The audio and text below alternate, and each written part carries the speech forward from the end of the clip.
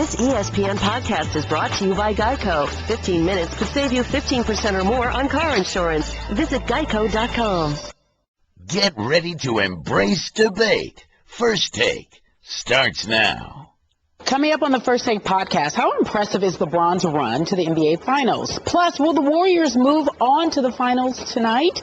And how big a risk are the Cowboys taking with their recent player moves? The First Take podcast starts right now. Good morning, everyone. Welcome to First Take. Carrie Champion here with Skip Bayless in Connecticut. And our friend, our dear friend Stephen A. Smith is in Cleveland.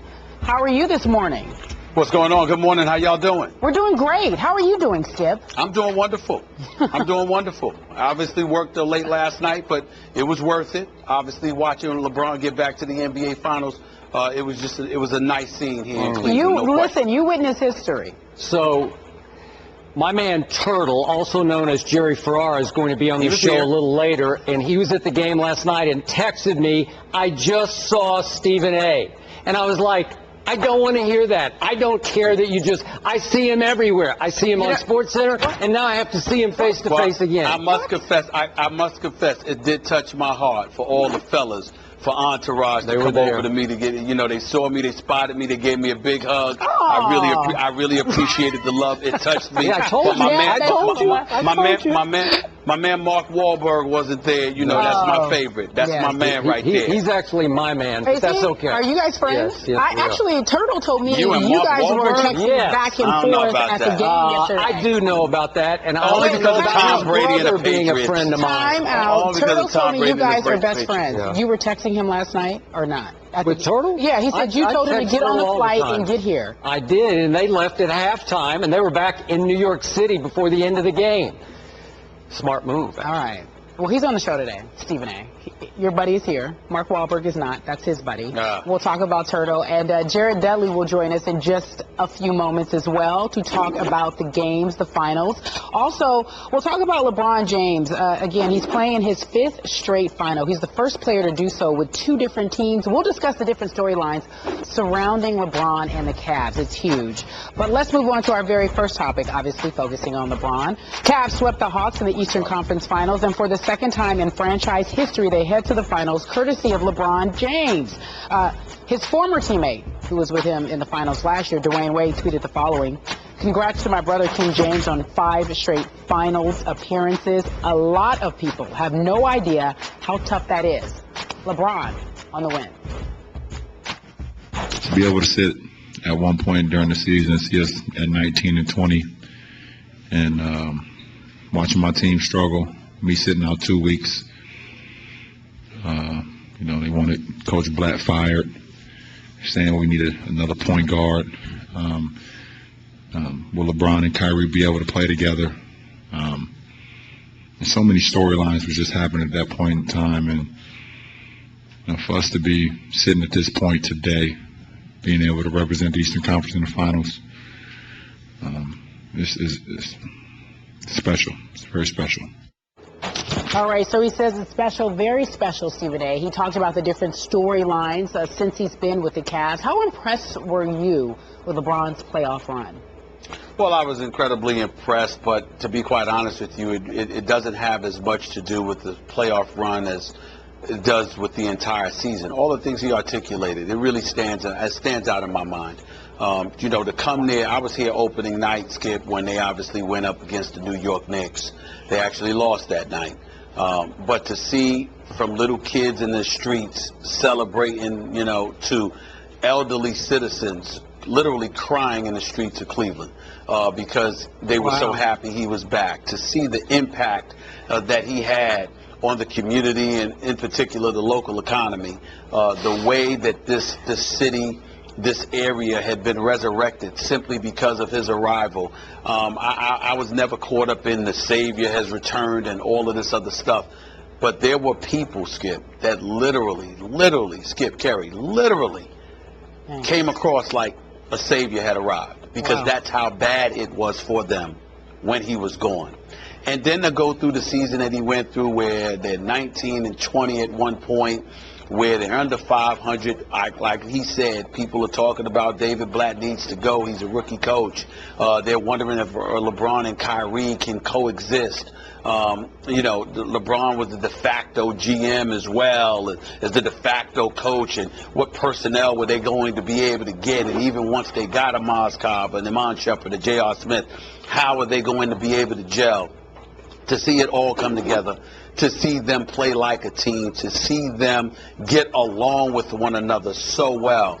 That's just a testament to LeBron. And, he speaks about himself unapologetically, calling himself the leader and how he's got to lead these guys and he's got to do this and he's got to do that. And not a single individual on this squad has come across as having a problem with anything along those lines that he's had to say. They recognize who he is. They recognize what he stands for. To know that you're on road trips and J.R. Smith and Iman Shumpert and other guys, who are not accustomed to being in winning situations, obviously suddenly find themselves in this situation. And LeBron is letting them know this road trip, it ain't about the game. This is all business. We're here in pursuit of an NBA championship. This is how we are going to go about doing this. And everybody is falling in line and following his lead to doing that, to embracing the coach and making things a little bit more hospitable. I can't say enough about it. And then he averaged 27 during the playoffs, 27 and 10 to be exact. And all the while, he's looking out of the corner of his eye, or people within his camp. Skip, I'm here to tell you, there are a lot of people in LeBron James' camp to this day. They had a real big, as great as last night was, they had a real big problem looking at Dan Gilbert celebrate, knowing and remembering that letter that he wrote to LeBron when LeBron decided to depart for South Beach. That still gnaws at them ad nauseum. I mean, it gnaws at them, man. And it was almost bittersweet for them. It's one thing to know that you got to win. It's another thing entirely to watch this man celebrate. I don't have a problem with it. I understand it. But it's still something that affects them because they don't feel Dan Gilbert deserved it. And if it's in the back of their mind, it's in the back of LeBron's mind. Nevertheless, he still went out there and performed like a champion is supposed to perform. I give him a lot of credit. He's had to endure an awful lot this year and carry an incredible load.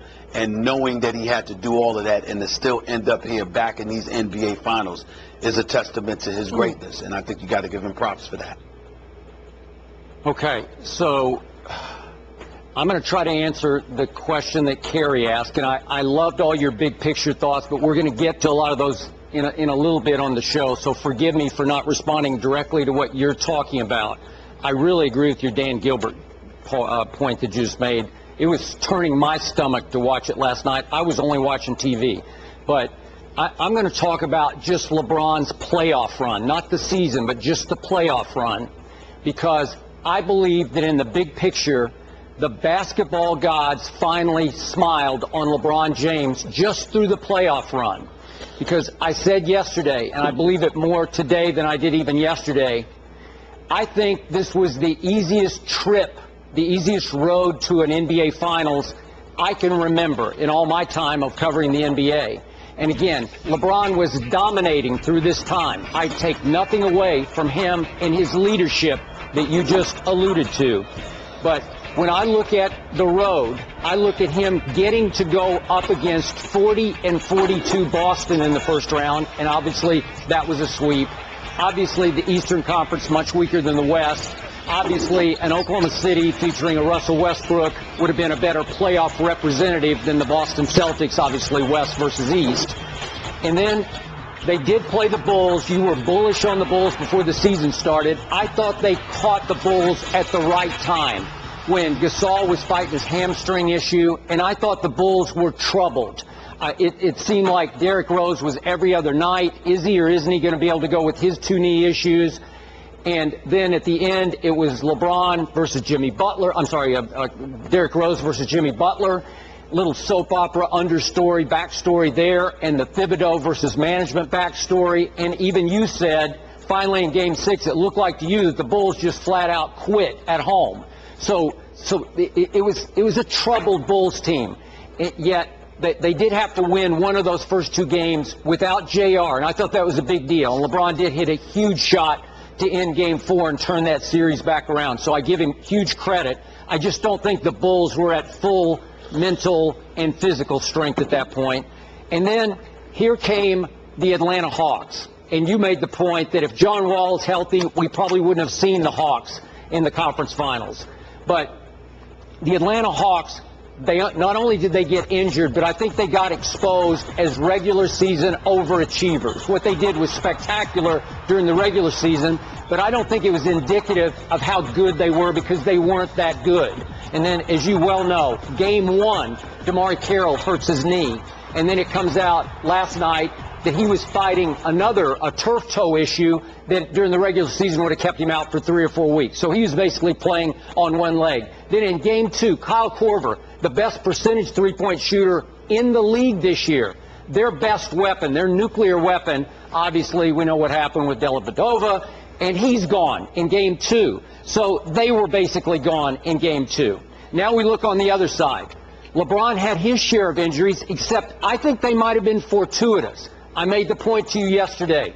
When Kevin Love was lost in the closeout game against Boston, I think it opened the door for Tristan Thompson to become a force in these playoffs. I think it was actually beneficial. I think they became a much more physical, tough-minded, and physically tough basketball team with Tristan instead of the finesse player that was Kevin Love.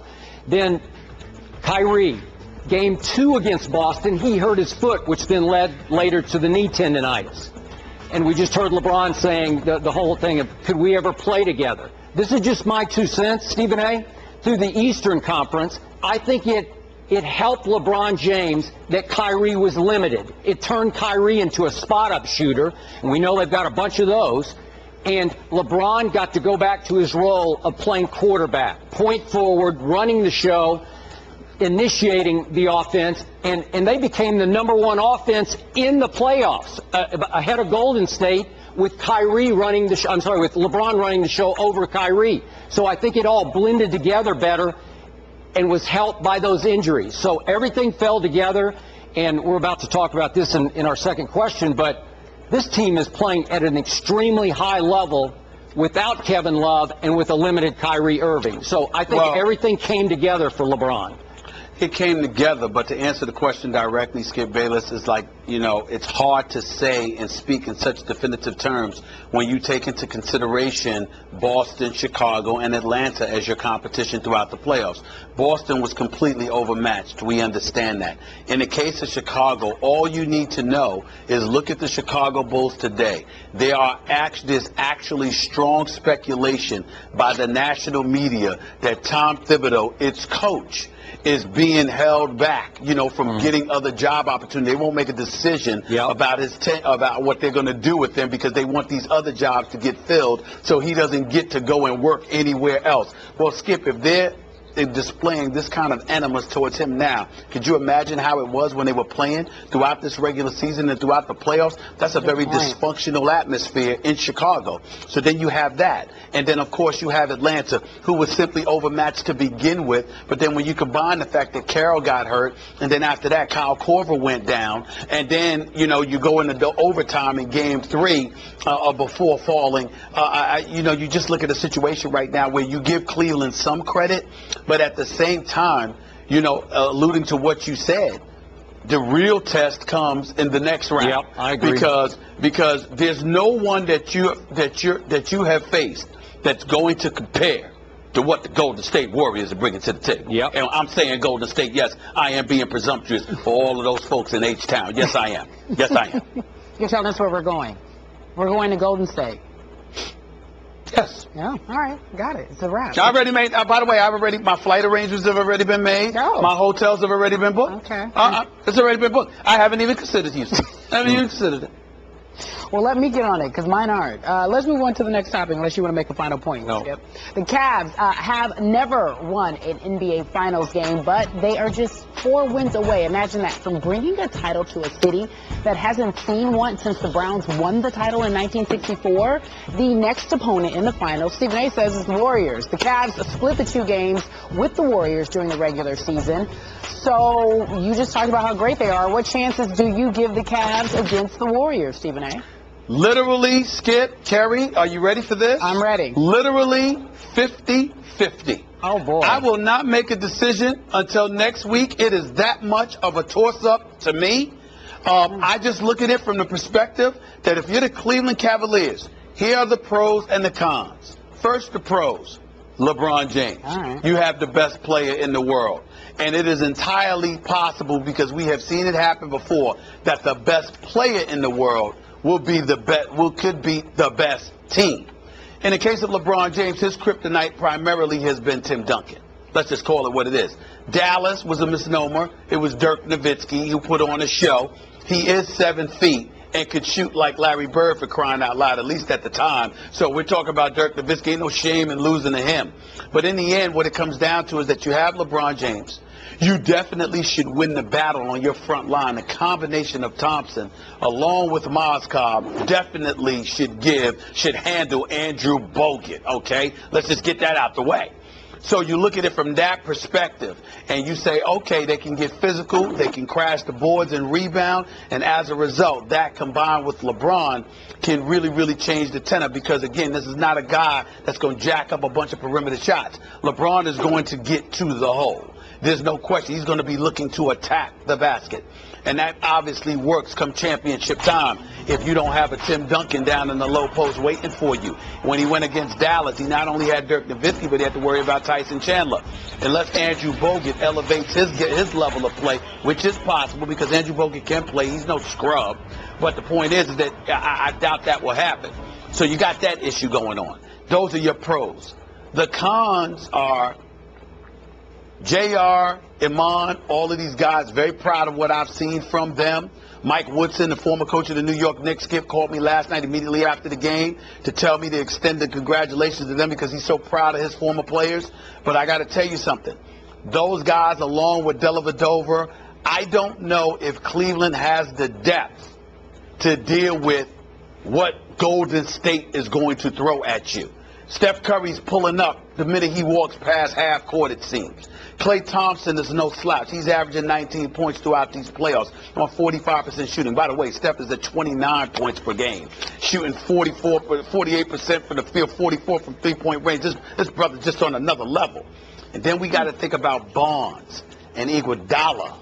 And even, Livingston coming off the bench with Barbosa. Draymond Green, you can never dismiss him.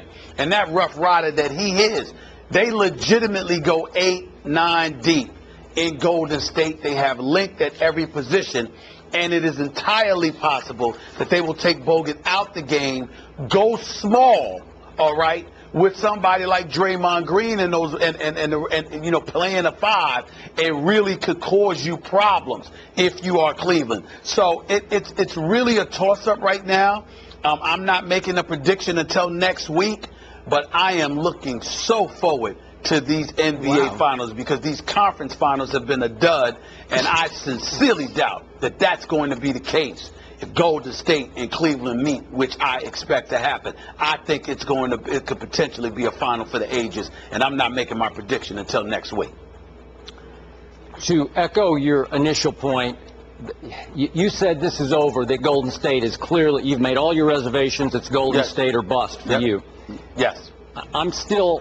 I'm giving Houston like a 10% chance. That team is just goofy enough and just talented enough to keep winning games even against the Golden State Warriors. So there's an if factor to this question, but I'm with you. I've also made all my reservations, and I'm banking all on Golden State, and I'm pretty sure they'll get it done, but I just wanted to throw that out there.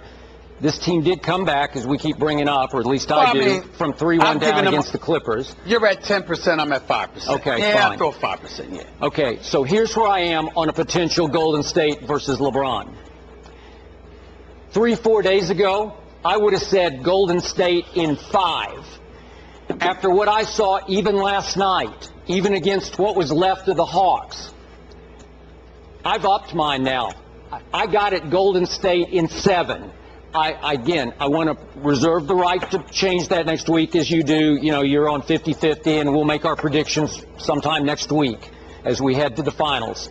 But I don't want to be prisoner of the moment off what I just watched or didn't see from Golden State. But they did just allow 45 points in the first quarter to the Houston Rockets the other night in what was a closeout game. You can make all the case you want. They just mailed it in. They want to close out at home tonight. I hope they do, for all of our sake. But this Cleveland team is really starting to impress me because it is clicking at a high level. Again, it is now ranked number 1 in the postseason out of 16 teams that participated, number 1 in offense. And we've seen the change in its defense now that Tristan Thompson's playing, now that Dellavedova is playing more. These are tough-minded, physically tough kids who have brought a new Shumpert's brought a new toughness to this defense. JR, you brought up yesterday, is playing his tail off on defense. And by the way, I'm starting to think that the new Big 3 actually features JR instead of Kevin Love. Like he's close to being one of the Big 3 because he's shooting the ball so spectacularly from the three-point line. By the way, LeBron's teammates, if we take out his three-point percentage, which is 17.6%, the rest of them are shooting 40% from the three-point line. That is highly impressive. That's Golden State-like. Golden State as a team is right now 39% in the postseason. LeBron's teammates at 40%. So, Stephen A., I remind you that on February 26th, LeBron played against Golden State. He didn't play in the earlier game at Golden State. He threw up 42 on this team, again, in Cleveland. On 15 out of 25 shots, they could not deal with this man. And I'm starting to think, who can deal with LeBron, this more mature LeBron? He doesn't leap like he used to, but he's still explosive. He still has his quickness. I thought he looked as quick last night as I've ever seen him look. Boy, he looked fresh and healthy to me. And my point is that 42 against this team, who is it? Harrison Barnes? Is he going to try him a little bit? Will Clay be able? I don't think Clay can fight with him. Well, so I don't know that they have an answer. And real quick, Steph that night on that was a TNT stage, remember, on a Thursday night? Man, he came up small. He shot 5 for 17, 3 for 9 from 3, shot a late air ball when the game was kind of out of control. But again, I don't know. I'm not trying to be prisoner of that game and this last Houston game, but I would say LeBron's team is playing at an extremely high level right now.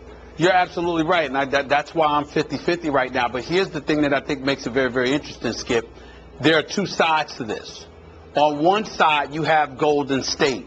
And you have to remember, defensively, it's not about who can stop LeBron. It's about who can disrupt, or how can you disrupt Cleveland's rhythm.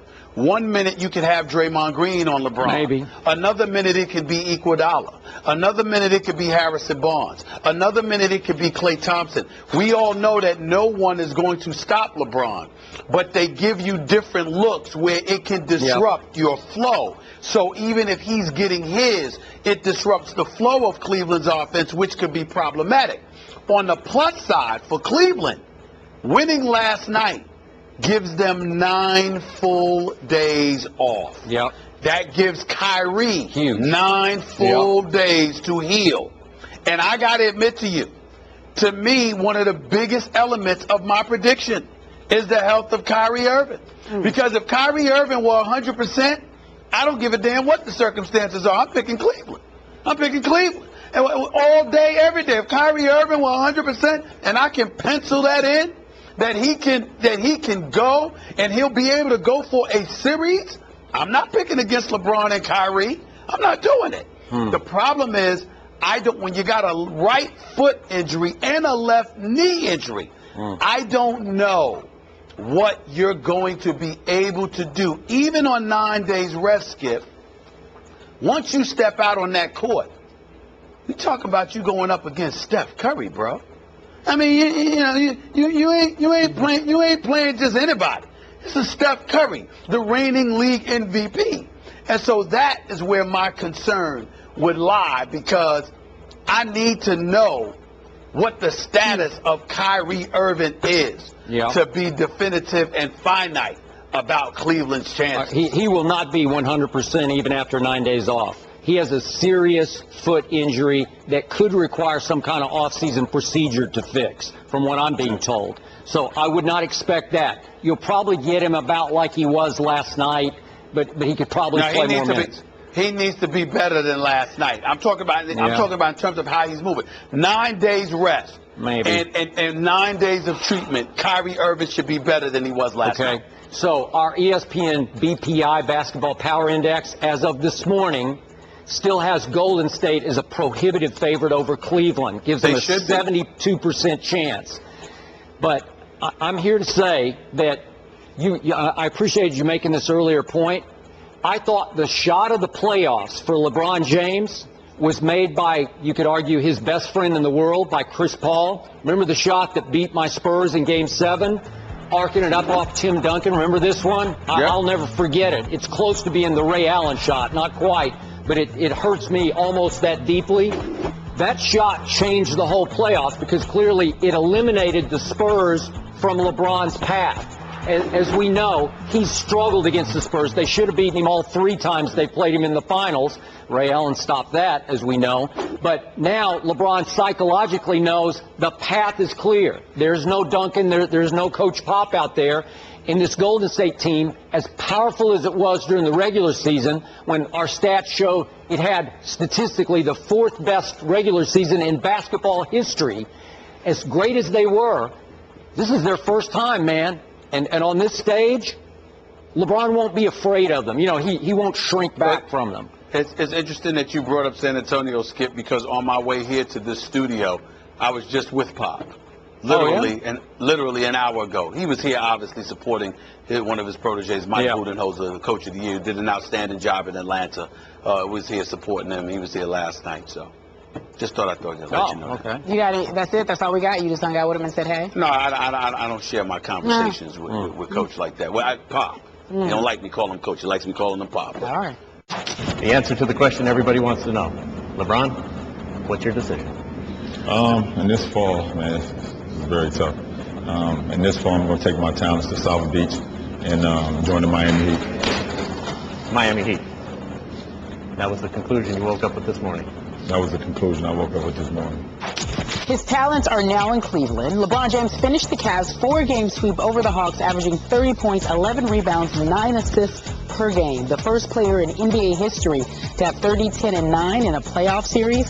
His decision to return has been a movie in itself. Oh, again, a lot of storylines. Stephen A., let's talk about this. When he decided to come home, did we ever think that we would be at this point with LeBron?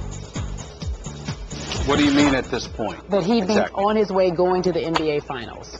Of course we did, because the Eastern Conference was relatively weak. We suspected that Chicago might be in the way if they had their act together, but that was about it. Miami wasn't equipped to do anything. Certainly didn't see Atlanta coming.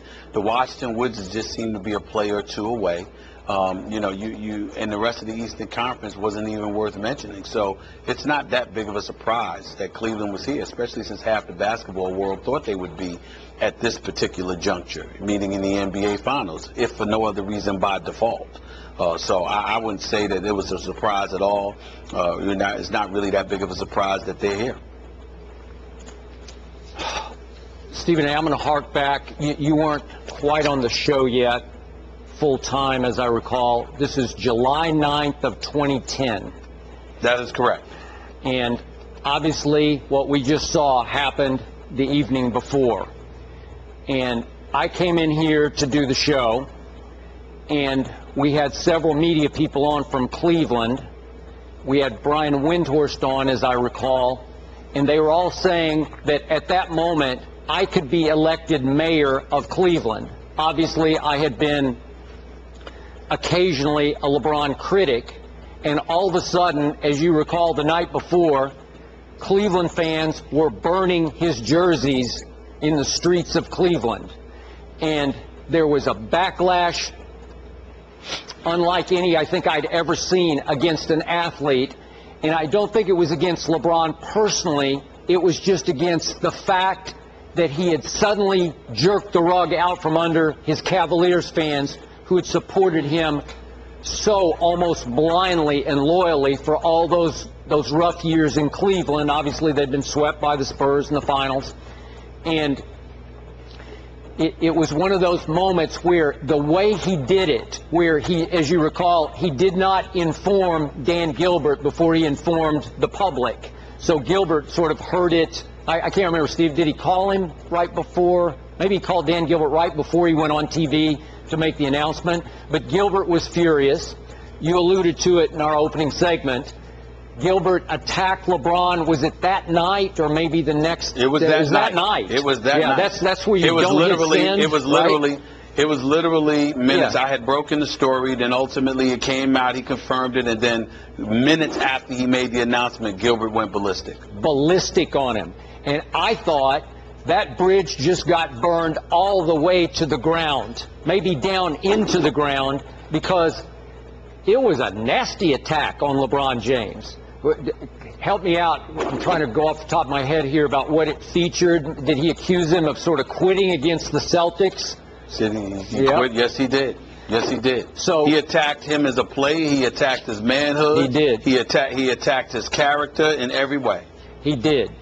Which brings us back to your point last night. It was a little hard, and I told you it's hard for me to watch it, let alone the speaking of entourage, the entourage members of LeBron who are now back in Cleveland, their home area, and it was hard for them to watch Dan Gilbert be celebrated last night, get to talk on national TV on TNT because of what happened on that night leading into that day.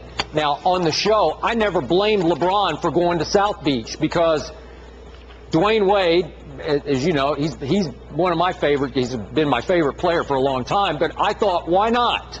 LeBron struggled to be the guy in Cleveland, so why not go learn from Dwayne how to win maybe multiple championships? And he did. And I was like, God bless. So the prospect of LeBron leaving Dwayne to suddenly go back home, that is just stunning to me. I still can't quite get over it. You were fine with it. I was just shocked by it.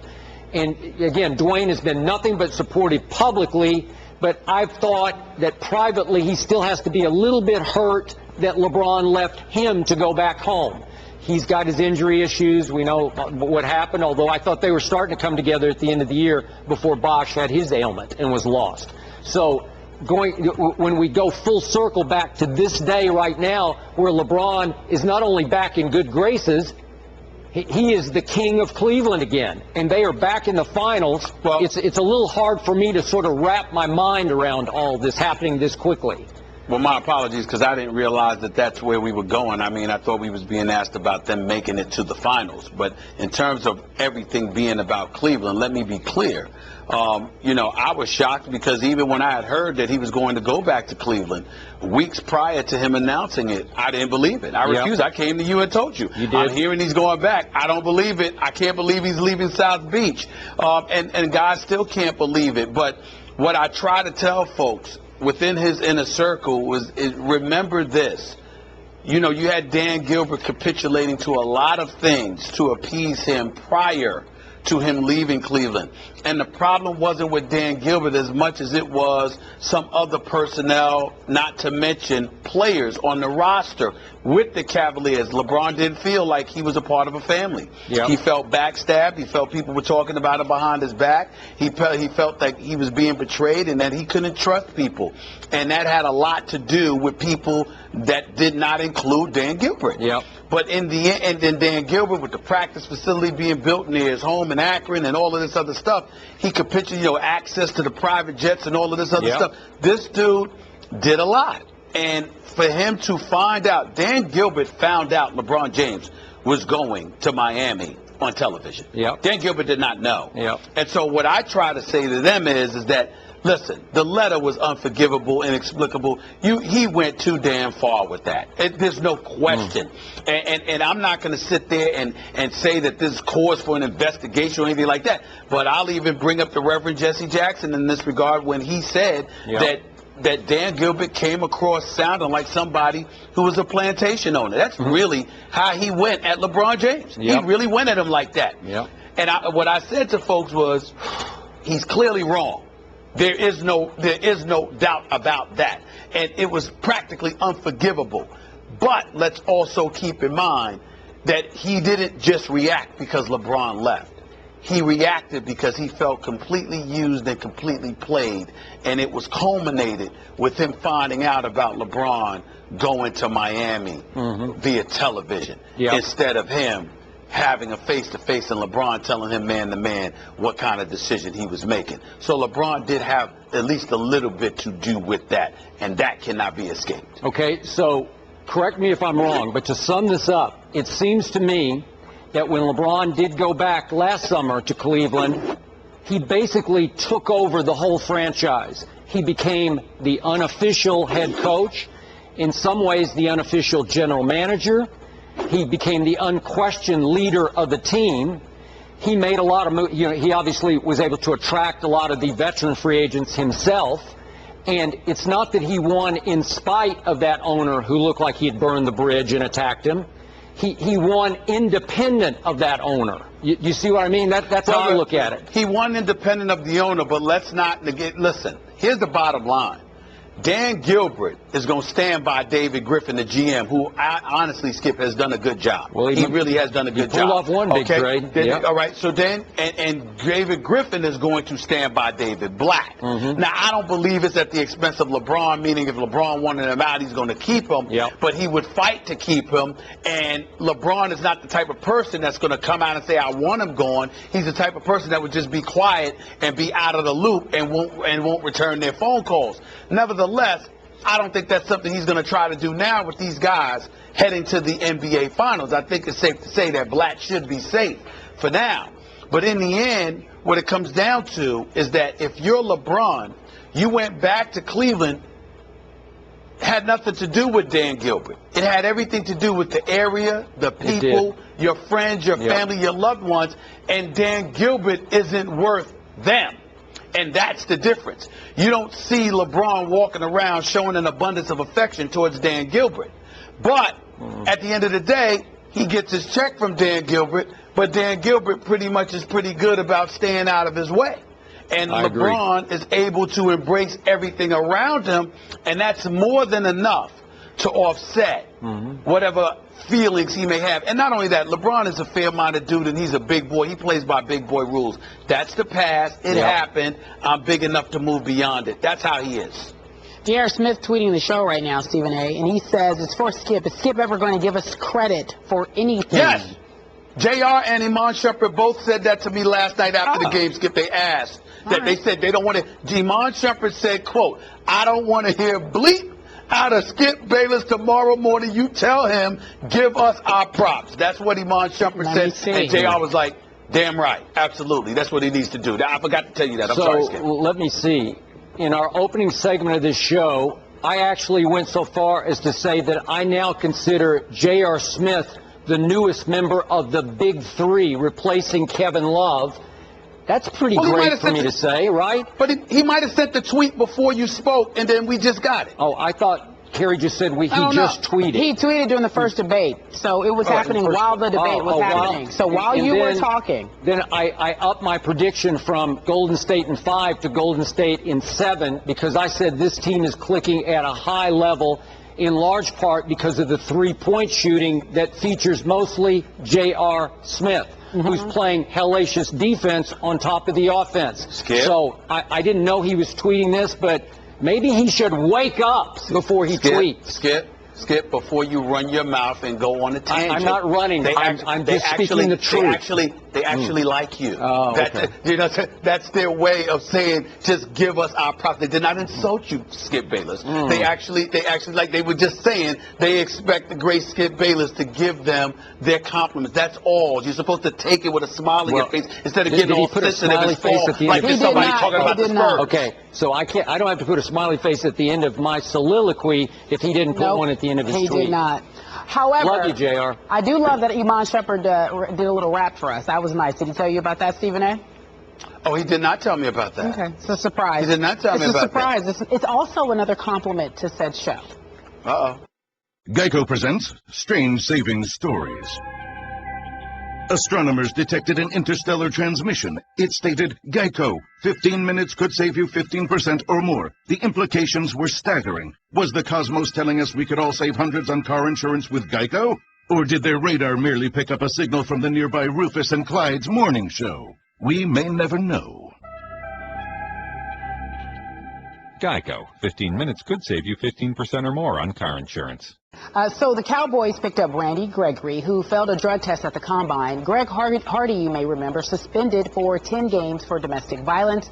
And Lyle Collins, who did nothing wrong but his draft stock did plummet because he was never questioned about being involved in a girlfriend's ex-murder. That was by police. Nothing ever happened. He was just questioned. So someone asked Jerry Jones, what in fact was he thinking about when he decided to actually draft these kids? This is what he said. We're not buying bonds here. Risk takes on a lot of different forms, be it financial, the draft slot, something physical. I felt this was the time to be aggressive. And pick you make, or any player you sign, something can go wrong. So we're putting Jerry Jones on the hook here. How big of a risk, scale of 1 to 10, was it for Jerry to pick up these kids? Stephen A., on that scale of 1 to 10, this is a flat-out 10 on the risk scale to me. And for those who might not know what Jerry's talking about, this is his favorite old line about we're not buying bonds here. Obviously, as you well know, being the financial impresario that you are, buying bonds is a very safe, conservative way to invest your money. And there is nothing safe and nothing conservative about one Jerry Jones. He made his fortune plunging for oil in the Texas and Oklahoma oil fields. And I'll never forget the story he told me from my first book that I wrote, where he flew into Love Field in Dallas, tried to rent a car, handed the woman behind the counter his credit card. She took one look at her computer and cut it in two because he was flat out of money. So Jerry went bust a couple of times. He's used to living this way. He has a high tolerance for risk that a lot of people don't have. This is a volatile but increasingly talented mix that he has created. I would have to throw Des Bryant in with these new players. Des doesn't have the contract that he wants. We know he can be high-strung emotionally. He's had his off-the-field incidents in the past. We think they're behind him. But I hark back to those teams I covered in Dallas, Stephen A., in the early to mid-'90s. That was a volatile but talented mix, and they barely held it together, and they won 3, should have won 4 Super Bowls. Jerry's got all these counselors in place, all these advisors, all these mentors. Even the great coach Herm Edwards is helping Randy Gregory now. Jerry said he's spending a lot of his day trying to mentor some of the kids that they've brought on board. But it's dangerous. Greg Hardy is dangerous. I said even as a fan, I wouldn't take that risk, but he did. So today, let's see, today's Wednesday. Tomorrow, Greg Hardy gets his appeal heard by Harold Henderson. I doubt it'll be reduced, so I assume he's going to be gone for 10 games. But again, when he does come to play, 11, 12, 13, he's an extremely talented player, but is he risky? Sure he is. We saw what just happened to Ray McDonald and what egg got left on the face of the Chicago Bears. You blamed it all on Ray McDonald, but they took the risk. Jerry's taking a whole bunch of risks here, but he's trying to maximize the starting to close window of one Tony Romo. And I think he's doing it. I'm rolling with it as a fan. It's just extremely high risk, but it could be high reward because he's building, I think, the foundation of a team that has a chance to go win a Super Bowl. What's your definition of risk? That it all could come apart at any moment. It could blow up in his face. This could be a disaster. If 1 or 2 of these players go south, you have a locker room that doesn't, to me, have strong leadership like we've been talking about the Cavs locker room. That's a strong. You put J.R. Smith in that locker room, and all of a sudden you get the best you can get of J.R. Smith because he's surrounded by pros. I'm not sure this locker room has those kind of individuals in it. Well, then the individuals in question are not the problem. It's the squad that has been assembled overall. Because when you bring J.R. Smith into Cleveland, you have the ultimate role model in LeBron James. I agree. And so because you have that, then obviously you have a leader who knows how to win, and that's what makes him special. when you talk about the Cowboys, Greg Hardy is not the problem for the Dallas Cowboys. Randy Gregory is not the problem for the Dallas Cowboys. La'el Collins won't be the problem for the Dallas Cowboys. If they mess up, they will mess up themselves. And that's the important part here that we all need to adopt. We've got to get out of this mindset that if you take a chance on a human being who has a relatively troubled history, okay, and that individual mess up, it disintegrates and destroys a franchise. No, it does not. It does not. The fact is that the Dallas Cowboys got Greg Hardy because Greg Hardy can rush the passer. If Greg Hardy was so invaluable and his mere presence or lack thereof would dictate the success or failure of the Dallas Cowboys, then why are we not fretting over the fact that he's going to be going for the first 10 games of this season? He's only going to be available for 6 regular season games, even though his situation is up for appeal, and who knows whether or not that could get reduced. I mean, Randy Gregory, who can't stay off the weed, okay, was a second-round pick. He should have been a top 10, arguably, but he fell to the second round because he couldn't stay off the weed. And so, to me, that's a problem he has to deal with. La'el Collins, you know how I feel about that situation. This is a guy that even the police said was not a suspect. Yet and still, he goes undrafted. And it cost him approximately $8 million because he had to give an interview to the police, who openly acknowledged he wasn't a suspect. That was incredibly unfair to that man. They could have came to talk to him after the draft, for crying out loud, since they admitted he wasn't a suspect, but they didn't wait. So to me, if something materializes thereafter and it detrimentally affects La'el Collins, I don't look at it as something that's blowing up in the Dallas Cowboys' face. I look at it as something blowing up in those individuals' face, and the Dallas Cowboys will be where they were last year. Still got Tony Romo, still got Des Bryant. You know, to me, the bigger issue is losing DeMarco Murray. And that's got nothing to do with legal issues. It got everything to do with Jerry Jones' willingness to be cheap when it came to the running back position. And then he had to go out there and settle for Darren McFadden and retaining and keeping on board Joseph Randle. So all of these kind of things, to me, I just look at this as a plus, very minimal risk. If I'm the Dallas Cowboys, it would not have troubled me at all to take it. It just wouldn't have. Obviously, I'm going to go back to the NBA here. I've been covering the NBA a lot longer than you have. I was covering when you were in diapers. Yes, you were. And back in the old days, I used to hear a reference from a lot of GMs that they called the one knucklehead theory. Now, this is a basketball team, so you have far fewer players, obviously, than a football team. But the one knucklehead theory said that you can get away with having one knucklehead on your team, one risky individual, because if he goes south, he won't take your whole team with you. Well, now you have multiple risks in this Cowboy locker room, to the point that you're defying the one knucklehead. Not that I'm calling them knuckleheads, but you know what I mean. Players that have some baggage, that have iffy character issues.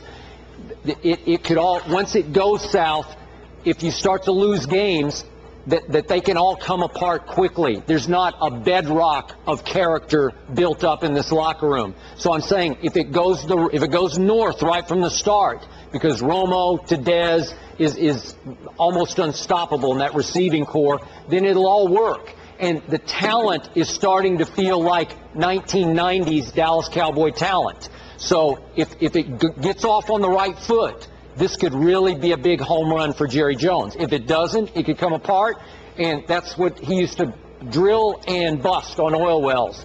And dry holes, this could be a dry hole team, just as easily as it could be a Super Bowl. This is not going to affect the Dallas Cowboys on that level. If it doesn't work out, it'll be to the detriment of Greg Hardy, Randy Gregory, La'el Collins. It will not be to the detriment of the Dallas Cowboys. They'll find a way to be every bit as mediocre as they have been. So that's how you're doing it. Okay.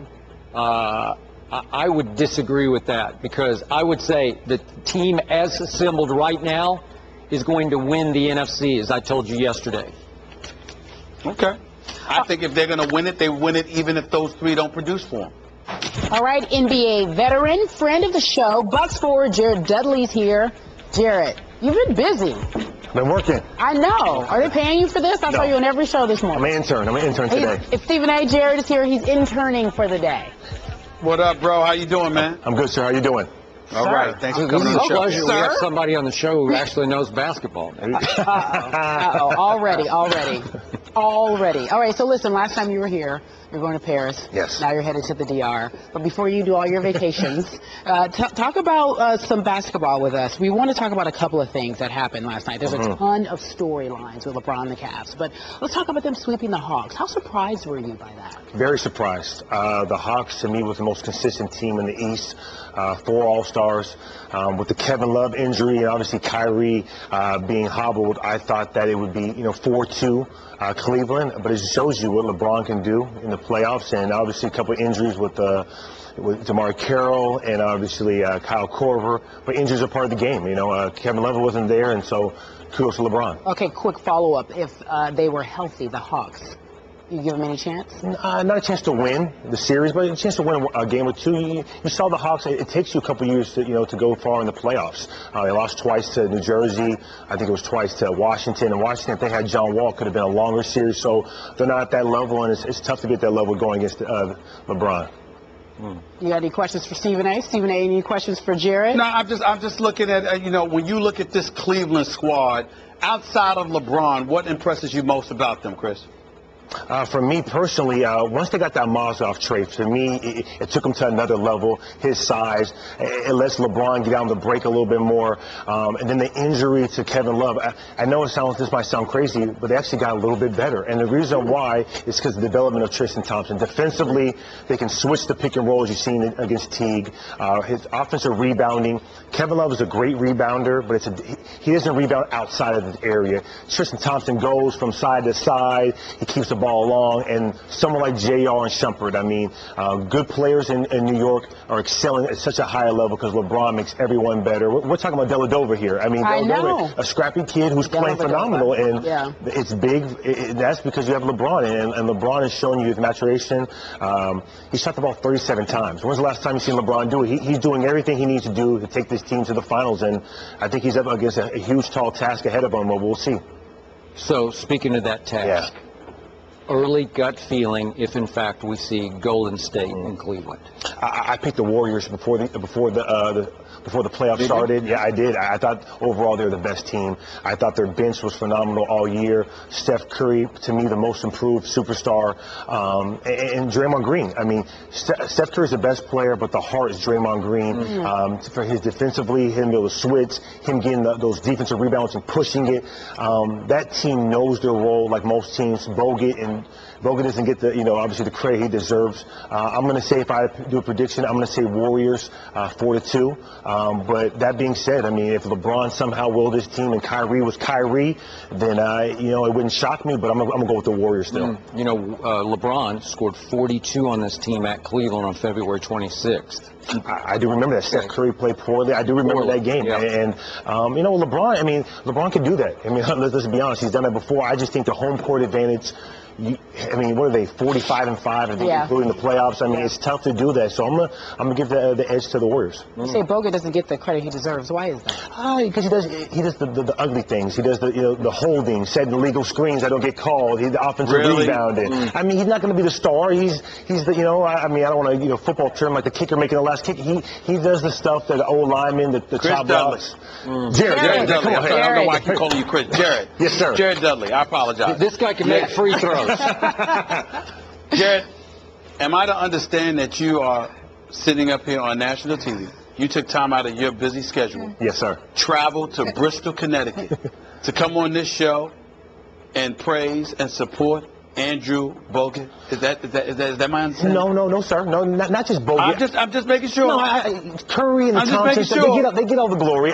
It's the little thing. Draymond Green's now getting a lot of hype, but the reason why where they're at right now, Harrison Barnes, the way he played versus the Grizzlies was huge. I can live with that. You live with that. And Bogut, he's not a stat stuffer, but if you watch a lot of those threes, when you see Josh Smith out of character, you see those guys, it's the screens they set. Because, Curry, for the most part, has been wide open. Now, I don't know if it's a good thing for the Rockets, but a lot of that has to do, when Bogut plays well, they win. 90%. I agree with it.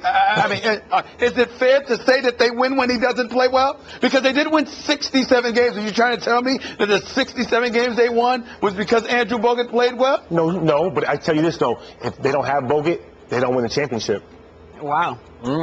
Would you agree with that? At the Clippers, we saw that. We beat them in the last year first round. He does have to do something. And listen, my issue with Andrew Bogut was that his inaccessibility, the fact that he wasn't available. He's no scrub, but, you know, he wasn't available. That's always been my issue with him. When stuff gets tight, he's hard to find. This year, that's been different, but in years past, it was not. You realize you're speaking to a man who has nicknamed this man Bogus. Bogus. Oh, man, look right? But that was in the past. That was in the past. I'm being nice It's over now. He called you a wanker, so you He can't called me a wonker. He called me a wonker. Yeah. I like that. Yeah. I like that. He called me a jerk. I had to go on radio down there and you know, where he's from, deal with that nonsense. But it's all right. It's all right. I do agree with you. Golden State finished in #1 in the NBA in defensive efficiency, which people keep overlooking. It just doesn't fit the sort of the way they look because they're the offensive juggernaut, the three-point shooting pretty team. But a lot of it has to do with his rim protection. Huge. That they could not do it without his rim protection, which is, again, it's not the prettiest rim protection, but it works. And also, I think one of the biggest things that I think Kerr did different than Mark Jackson was a lot of offense sometimes is run through Bogut in the high-low where he gets the ball and then they're doing a lot of back cuts. It's a lot more movement. But before with Mark Jackson, when we played him, it was more stagnant, one-on-one basketball. And Bogut helps that. He's not. I understand what Stephen A. is saying. He's not the focal point, but I think that when he plays well, man, I mean, they're almost impossible to beat. Yep. Go a quick aside for us. Take a left turn. Your team, the Milwaukee Bucks, had a very good year. You did make the playoffs. Give us, you have a good basketball mind. Give us some insight into a coach that we both admire greatly, now just getting his feet wet in coaching, and Jason Kidd. Give us some insight into what made him tick as a coach. I was, to be honest with you, I was pleasantly surprised, like his calm demeanor. I mean, as a point guard, usually point guards are fiery, they get after guys. Sure. He never got too high, never got too low. He actually focused more defensively than we did offensively. Offensively, there's a lot of freedom. He wants you to be able to think the game and play it. Use your basketball IQ while you're out there, but defensively, that's when he wants no mistakes. And he holds people accountable from the best player to the worst player. And if anything, he's harder on our young guys than anybody, which obviously you have to set the discipline on them with Giannis and Jabari. A gym rat in there, they sleep, him and the assistant sleep there, the practice facility all day. You see the young guys in there shooting day and night, and someone who works on his craft and wants to be good. And I only see bright things from Milwaukee going forward. Did he raise his voice at all? At times when he needed to. I mean, you saw different discipline he did throughout the year, but that's not usually something he likes to do. I think for him is more being cool, collective, letting players play the game, and let coaches just help you out on the way. All right. Well, in talking about, Jason Kidd, and listen, to some people he's likable, to some people he obviously is not. I find him to be a brilliant basketball mind, but I expected that to exist strictly as a player. I'm kind of shocked at the job that he did in Milwaukee this year, and I'm imagining it just wasn't because of his ability to ingratiate himself with his players. Just from a basketball perspective, what level of wisdom has he imparted upon guys like yourself that you may not have experienced from another coach? That's a great question. I think that early on, he set the tone of what he expected from each player. And I think he started with Giannis, because obviously Giannis and Jabari, those are the key of the franchises going forward. And he basically told Giannis he was shooting like 10% from three-point, and basically cut that early on and said, hey, we're going to focus on this, and held guys accountable. And if you shot a shot that he thought, he would take you out. And early on, like kind of Popovich style, where you come out after 2-3 minutes of starting the game. So I was shocked by that early on. But when it comes to the basketball side of X and O's, I mean, usually you see the first-year coaches, it's the assistants drawing the plays up. They're not really no. He went in there. We worked on it in practice. As you saw the out-of-bounds play when I threw over Derrick Rose's shoulder, he drew it up. Obviously, I had to pass it. He just knows during the sense of the game when to make the right sub, when to do the right play, and kudos to him. I'm already ready to see it, Turtle, a.k.a. Jerry Ferrara. He's a Knicks and Giants fan. Die hard from the BK. We appreciate you being here. You have such a busy schedule, sir. You know what? But I'm just glad I'm here. Always time to be here. So I bumped into you in the green room. You just came back from the game last night. You had a moment to sit here with us. We appreciate it. We haven't talked about this video. We'll get to the movie in a moment. Okay. But that video, that Knicks video, how disappointed were you? That's honestly, it was one of the most painful moments in my life because I don't think a team has fallen out of the top 3 that should have been there. So, but I'm hedging my bets. There's a light at the end of the tunnel. How so? Justice Winslow. That's who I want. Yep. That's exactly who I want. I've wanted him from the beginning. I know this might sound like I'm changing around because we didn't get the top 2 pick, but I will be very happy to get Winslow. All right, Stephen A. He says there's light at the end of the tunnel for your Knicks. Justice Winslow, he's looking forward to it. Your take? Well, I'm glad he feels that way. I'm glad somebody feels that way because I need their help because I damn sure don't feel that way. I would agree with him about Justice Winslow because Emmanuel Mudiay is considered a big-time potential player, but I don't know if he can shoot. D'Angelo Russell can shoot and pass the basketball, but he'll be snatched at number 3 by Philadelphia. So Justice Winslow might be the way to go. I got to agree with my man Turtle on that one. You prefer Jerry? Yeah, at this point, whatever you guys prefer. I apologize. Yeah, I mean, because the real name is Jerry. Okay. It is. It is my birthday. Yes, Jerry is, yes. Really? I did not know that. That's breaking news on this show. A lot of people don't know. I'm glad we could break that here. Last night on Inside the NBA, they said that. How often are you called Turtle over Jerry? You know, in the beginning when Entourage first started, it really was bad. And I actually was probably one of the only actors that's more recognizable with a hat on. Okay. Because I wore a hat throughout the whole. People didn't even know I had hair the first 2 years of the show. So it is since I managed to do some other things, it's kind of gone away. But just when you think you're out, you know, Entourage pulls you back in. So is there any long-term fear that Turtle would haunt you for the rest of your career? You know what, Skip? It's not a fear, it's a challenge. It certainly is that, but I'm up for it. I felt like I started getting away from it after the show ended, you know. I've been here talking about some other projects, and you know what? If you stack up the pros and cons, I would not be sitting here today without Turtle. So what am I to say? Well, very fair. Jerry, let me tell you this. You did do a marvelous job in moving in a different direction when you were in Think Like a Man and Gabrielle Union was your woman. That is definitely the right direction to go. The hardest acting job I had to do was prove to an audience that Gabrielle Union would actually want to do it. And that was definitely the hardest job I've ever had. In real life, yes, she would. Perhaps, if she wasn't married. I don't know. You're handsome. Don't downgrade yourself. Don't get her. D-Wade's watching. Let's be cool. Hey, you had Meadow Soprano, too. That was pretty good. Yeah. You know what the key is? Be nice to the writers. So they give you good-looking ladies. Yeah, be nice to the writers who write the storylines and the director. Yeah, I know how to do it. All right. So, can I? Are you going to ask an entourage? No. I got a quick entourage question. I'm the biggest fan of you in the show. 8 years, I saw every episode. Gut feeling, now that you've been away from it for a while, can't wait for the movie, but why did it work? The number one reason it worked.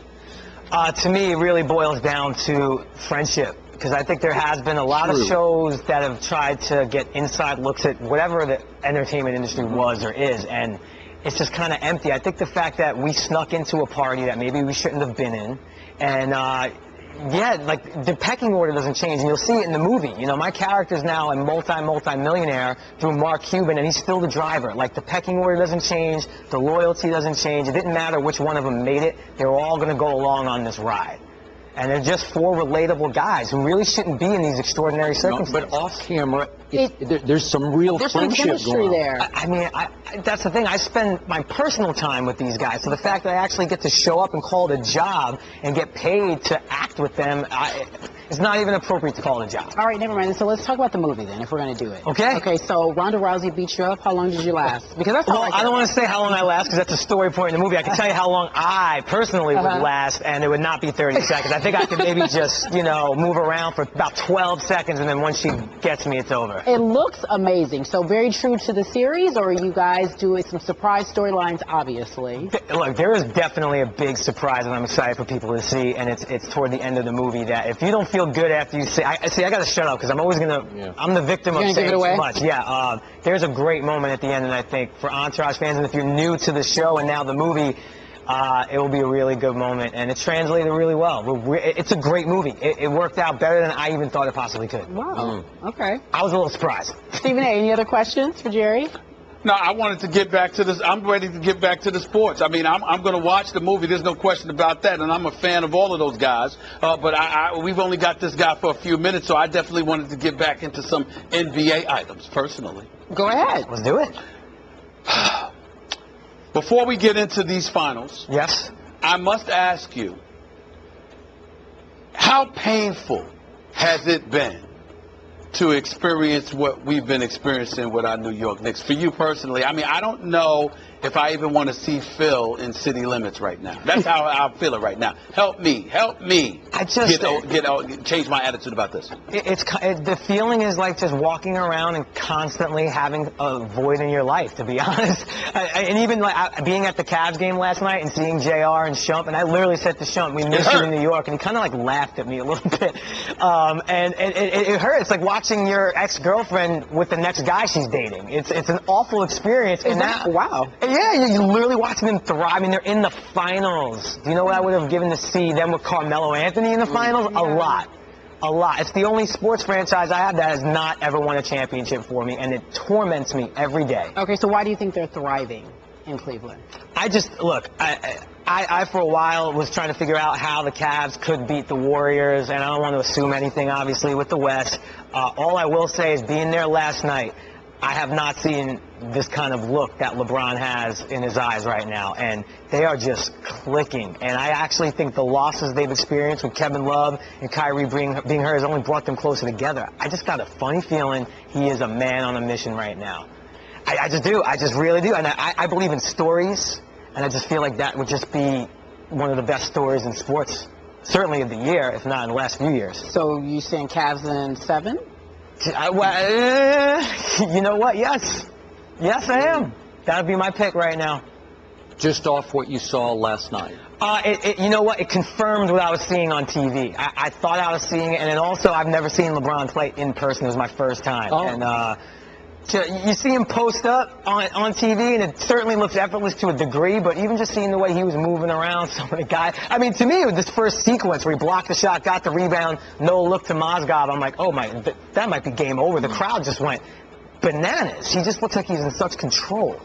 But Damari Carroll was not in control. He's playing on one leg. Agreed. There's no Kyle Korver, and the Hawks overachieved during the regular season, so maybe it's a little bit, you get a little carried away by what you see. He was spectacular. That was as quick and strong as I've seen him play. He has a look in his eye. I don't know if that translates to anything. I'm reading too much into it, and I definitely was prisoner of the moment, as you like to say. But what a moment. All right. What a moment. Are you prisoner of the moment like Stephen A. Smith, thinking that your New York football Giants are now back? Of course I am. Yeah? If you look at I also not only believe in stories, but I believe in patterns. Okay. They go about every, 4 years, right? 2007, ring, and then missed the playoffs a bunch of years, looked despicable. 2011, ring, missed the playoffs, looked despicable. 2015, 16, they're back. And look, they couldn't go wrong in the draft, because they could have went like this, and it was a position they needed. Yeah. So I like what they did in the draft. I like Shane Vereen, your guy, Shane Vereen. Pretty good. Who I don't think got enough. Eli will love him. He'll need him. Yeah. What about Odell? Well, that's the thing. They're going to have a full season now. Victor will be good together. And hopefully Victor Cruz could be what Victor Cruz was. Okay. So win the East. Oh, for sure win the East. Yes, I'm not concerned about that. Not even the Cowboys. It's just. No. Okay. The Cowboys don't do it 2 years in a row. Okay. Let's not get crazy. Okay, you're right. Let's not. Stephen A., so he's saying that your Giants are going to win the NFC East. Well, it's possible. I mean, if they shore up their offensive line, I definitely think that the Giants could do some damage. I'm not sure about their running game either, but I am sure about Eli Manning with those three weapons, and Randall, Odell Beckham Jr., and Victor Cruz, assuming they're all healthy. I think their offense could be high-powered, and I think their defense is respectable enough to make some noise. But if you can't protect Eli Manning and you can't facilitate a running game, then none of it matters. So it really comes down to their offensive line. But I do think they have a chance because the Eagles are weaker as far as I'm concerned. And obviously the Dallas Cowboys is not a franchise that I'm sold on. And don't get me started with the Washington Redskins because I need to see RG3 be better than 5-20 in his last 25 starts as a quarterback in the NFL. So by virtue of default, the Giants got a shot at winning the division. So I agree with Jerry. Jerry. That's why I love Eli. You want to tell us about some of your other projects? Well, first and foremost, the Entourage movie has certainly been thrust to the forefront. I've never been on as an actor, experienced and it's very much like Entourage, a press-run like this. I'm certainly not used to it. I'm actually questioning semi-retirement, so if I do that, I would like to announce it here. Okay. Because, wow, that's a whole other job in itself. I got a whole new respect for certain other guys who kind of carry movies on their press tour. It's just... It's tough. Yeah, and I'm starting a movie at the end of the year, which is going to be fun. Obviously, I won't talk about it until the cameras are rolling because I believe in jinxes. You did say that last time you were here. I firmly believe that. And, you know, and Skip and I, I'm still plugging away at the Arturo Gatti movie, which is still close to me. And it's just hard to get a movie made in general nowadays. That's why I'm so grateful we got the Entourage movie made. How much would it mean to you to play that man as a boxer? It would mean everything to me. He was my favorite fighter of all time. Wow. I grew up watching, fighting movies is a genre, boxing movies are a genre that I love and always have loved. So, honestly, it would just be almost one of the final few checks left on my bucket list of acting things I want to do. Well, you look like you're in fighting shape. Trying. It's hard to keep up. I'm also, like, at 35, so I'm starting to become maybe Gatti past his prime a little bit. You can't tell. Oh, man. You look good. You look like a young kid. Okay, so listen. On the other side of the break, we're talking about the Warriors and the Rockets tonight. Who wins? I'm going to say the Warriors wrap it up tonight. I think they know now the Cavs are home resting and getting healthier by the second. I think the Warriors are going to take care of business tonight, and we will have some time to hype up what I think will be a fantastic finals. All right, good for you. Thank you so much for joining us. We wish you the best to of see you, luck. bro. When does the movie come out? June 3rd, 1 week from today. And thank you guys. You guys have been very, very good to me and us at Entourage over the years. So thank you, thank you, thank you. It's a pleasure. It really is a pleasure. ESPN Radio. With the action on the court, the diamond, or the gridiron. Comes alive. The NBA. The San Antonio Spurs are the world champions. Major League Baseball. San Francisco Giants are the champions of the baseball world. The new college football playoff. College football playoff national champion, the Ohio State Buckeyes. You're home for the best in sports play-by-play. ESPN Radio. Well, no team has ever erased a 3-0 deficit in a playoff series, so the odds are against the Rockets. However, Rockets GM Daryl Morey isn't losing faith. After Houston won Game 4 on Monday, he posted the following on Twitter. It's in Latin. It means, while I breathe, I hope, with the hashtag pursuit. Dum spiro spiro. Morey also posted a video of the Red Sox 2004 comeback against the Yankees, where Boston erased a 3-0 deficit to win that series. According to ESPN's Basketball Power Index, however, Warriors have a 76% chance to win Game 5. So here's the question, quite simply. Will the series end tonight? Skip. Stephen A. Smith, even though Golden State is a 10.5-point favorite at home, heck, Golden State was a 4.5-point favorite the other night in Houston for that debacle. I'm conflicted about this game. I'm just being honest with you. I'm going back and forth. Houston's a weird basketball team. You can beat these Rockets, but you cannot break these Rockets. You can't break their will. And they do have so much talent that it's unpredictable kind of talent, where James Harden, who was so special in games 1 and 2, when the Rockets made the Warriors sweat buckets at home. Those were 2 very close games, won by Steph Curry, who made 1 more play than James Harden did. So I do not doubt that Houston has great momentum, especially after its 45-point first quarter at home the other night in the closeout Game 4. They're going to come in thinking they can win this game. They almost won games 1 and 2. So even though Golden State is a 10.5-point favorite, I'm going to say this goes to the bitter end again. I'll go with Steph. I'll just say Steph makes 1 more play than James Harden, as he did in games 1 and 2, and it'll be 102-100 home team, and it will end tonight. But Stephen A., I don't trust it, because I'm not sure what Steph's going to be. As you well know, even though he looked fine the other night once he got back in rhythm, did he have second and third day soreness, maybe in his neck and his shoulder? Just a little bit? Is he going to be a little bit off? I don't know. I mean, they say he's fine. He says he's fine. We'll see. But I can tell you, the Rockets will be fine tonight. They will make this a battle. I think they'll make it a battle, but I ultimately believe they'll succumb because they're an inferior basketball team in my estimation. I watch this team, and, you know, when they're hitting their perimeter shots, they can beat anybody. but they're very sporadic in that regard.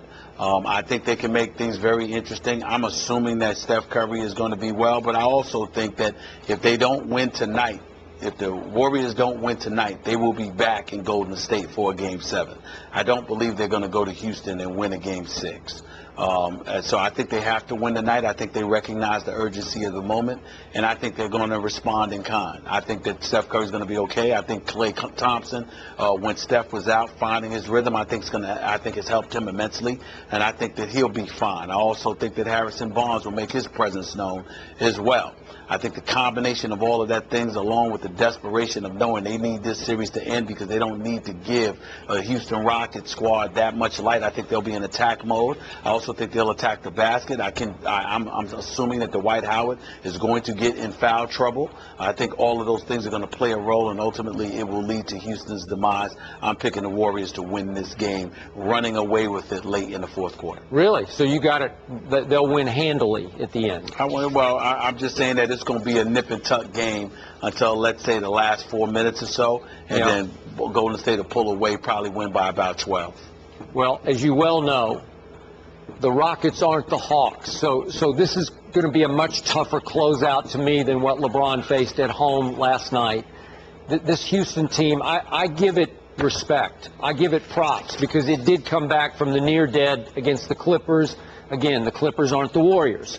So it's going to be I think it'll be fun to watch tonight, and I hope you are very right that they'll pull away late. To be able to sit at one point during the season and see us at 19-20 and watching my team struggle, me sitting out 2 weeks, they wanted Coach Blatt fired, saying we needed another point guard. Will LeBron and Kyrie be able to play together? So many storylines was just happening at that point in time, and for us to be sitting at this point today, being able to represent the Eastern Conference in the finals, it's special. It's very special. Well, he said it. It's been a season of ups and downs for LeBron in his return to Cleveland. The Cavs got off to a 19-20 start, and some were calling for David Blatt to be fired. But after some big trades and, again, as he mentioned, a 2-week rest, the Cavs finished the year strong and are now Eastern Conference champs. So here's the question, Stephen A. What are your thoughts on LeBron's? You want to go first? I'll go. Okay. Sure. What are your thoughts on LeBron's season? Stephen A., allow me to begin by saying I'm amazed at what LeBron James pulled off as the leader of this franchise through this year. What a tumultuous year it was. The one thing I love about LeBron, I've always loved about doing this show when we discuss LeBron, it's always something with this guy. The soap opera tends to swirl around him. Interesting things happen around LeBron. And I don't know that he's ever had a more interesting season than the one he just endured. And as Kerry points out, we went from all that negativity in 19 and 20 and LeBron's sabbatical to get his knee right, maybe his mind right, to this. It's a real tribute to him in his maturity that he did not have in his first go-round with the Cleveland Cavaliers. I go back to those early days. I remember the show we did at Michigan State in November. One of our big topics, Brian Windhorst had reported Kyrie and LeBron were clashing after a game at, I believe it was Utah. Remember this? LeBron was pouting, LeBron standing by himself on the other side of the court, almost like he had his arms folded. You guys run the offense, I'll just watch. He wasn't hustling back on defense. Frankly, I thought it was pretty pathetic on his part as the leader of the team to disassociate from his younger players at that point, but there was method to that madness. He worked on Kevin Love's mind. Remember, can you fit in, fit out? Which is it? I'm not sure Kevin Love ever quite fit in, but by the time they got to Boston in the playoffs, Kevin Love was starting to produce before he hurt his shoulder. So I thought I give high marks to LeBron for that. And then we get back to David Blatt. I still believe LeBron was the co-head coach of this team. And I remember that fateful Friday when our Brian Windhorst reported Blatt might not make it through the weekend. It wasn't that people were calling for his job. It was being reported he might be replaced on the fly at midseason. And they got through it. And last night there was that moment I don't know how close LeBron and Blatt really are, but Blatt complimented him. We could hear it on the microphone on TNT. And it came full circle to that. It came full circle to this team clicking at a very high level. Now people are starting to jump on the bandwagon saying, wait a second, if it does come to Golden State, this team's good enough to beat Golden State. Really, after all that, tribute to LeBron James. I echo those sentiments, and I take it a step further because when you consider the tumultuous things that, were coming into play as this season progressed, you had to ask yourself and wonder for 1 second, was it wise for him to leave South Beach? Yep. Because the one thing that you do have in Miami that is unquestionable is leadership. With Pat Riley, with Mickey Arison, with the brain trust that exists there, it was certainly less of a load on LeBron James than he obviously embraced while being in Cleveland. LeBron is one of those dudes, man, all he cares about is playing basketball and winning. He doesn't care about anything else. He tries to leave everything else to everybody else. But when it comes to basketball and trying to win, he is all in. He's fixated on it, and he's dedicated to it. He leaves the marketing to Maverick. He leaves his business affairs in terms of his representation to Rich Paul. And, you've got other folks that are in the mix. He's got his guy Randy handling his personal matters. I mean, the list goes on and on. But he does all of these things because he surrounds himself with people that he trusts so he can lock in and zero in on playing and winning basketball games and being a success, because he ultimately knows that in the end is what ultimately will define him. And so to know that and to put that kind of pressure on yourself, because this entire area is literally depending on you in the most wakeful ways, for lack of a better word. I just can't say enough about the job that he has done to be in this position. Don't get me wrong, he cannot stink up the joint in the NBA Finals, because if he does that, then obviously the critics, namely people like yourself and others, will definitely be all over him. But if he comes to perform and he does what he is supposed to do, then win, lose, or draw, Cleveland has won. And LeBron has won because Cleveland is in a better place than it significantly was, or wasn't rather, over the last 4 years. So I tip my cap to him. I give him a lot of props, a lot of credit. He went through a lot, even when he decided to depart. But he came back with a vengeance, and he's doing his thing. Yeah. You know what's funny about what you bring up about critics? I know in my view, I didn't expect that much from LeBron this year. I thought he was up against it with a young team with virtually, as you well know, no playoff experience. Then they added, obviously, JR and Shumpert, and they got a little bit there, Mozgov a little bit, but not much. The veterans had a lot, but the veterans aren't really playing very much right now. So it's LeBron and a bunch of guys with no playoff experience, and even entering the playoffs, I still allowed him to be in a honeymoon phase. Well, all of a sudden, depending on what starts happening tonight or what ends tonight, people are going to start making the case this team has a real shot at beating the Golden State Warriors. So maybe the pressure is starting to come back on LeBron. But again, he's going into quote-unquote battle with a lot of untested kids also on his side. Yeah, he'll be ready, though. I mean, he's going to be ready to do his thing, and Golden State's going to have something to contend with because he's the one guy that's experienced in this moment. I'm not as concerned about – the only thing I'm concerned about LeBron is with cramps. I hope that he doesn't cramp up the way that he did in Game 3. I hope that he doesn't cramp up the way that he did in last year's NBA Finals. But as long as LeBron is healthy and ready to go, I'm not concerned about him in the slightest. It's the other guys that haven't been in this moment that I find myself being concerned about. Man, I just want to tell you, man, what you did for this team and for this city coming back and what you did, you deserved it. Yes, sir. You deserve it, man. Yes, sir. Let's keep going. Yes, sir. All right, Coach David Blatt obviously giving credit to LeBron, but let's talk about how it was all done, Stephen A. How much credit are you giving to the brass? We're talking about Gilbert and Griffin. Griffin deserves a lot of credit because you're a GM. You acquired Maz Cobb, J.R. Smith, and Amon Shumpert. I think that he did a fabulous job as the executive. Dan Gilbert gets zero credit. Remember Skip Bayless, that he was the guy after LeBron left that wrote that scathing letter. He was the guy that gave the impression that he had sacrificed so much because he had built the practice facility near LeBron's home in Akron and taking care of his boys and all of this stuff, which LeBron James' crew emphatically states is absolutely unequivocally not true. They said he never did anything for them. They never took anything from Dan Gilbert or the Cleveland Cavaliers. Nothing like that happened. So in regards to that, Dan Gilbert owed LeBron an apology before LeBron decided to come back. And as far as I'm concerned, he had very, very little to do with anything. He doesn't deserve any credit. He's the one that's sitting there and reaping all the benefits from LeBron's humility and his forgiveness. He's the lucky one.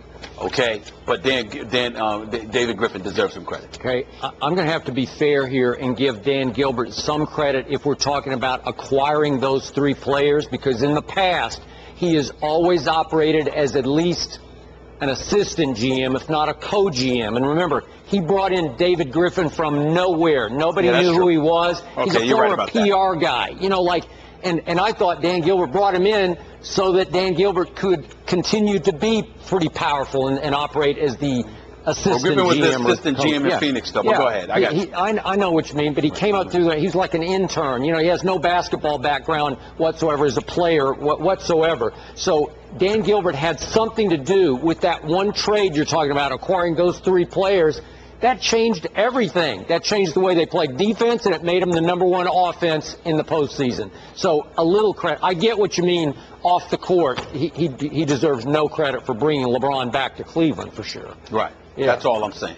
Thanks for listening to the podcast. You can catch First Take Monday through Friday, 10 a.m. Eastern, 7 Pacific on ESPN2. Geico presents Strange Savings Stories. Astronomers detected an interstellar transmission. It stated, Geico, 15 minutes could save you 15% or more. The implications were staggering. Was the cosmos telling us we could all save hundreds on car insurance with Geico?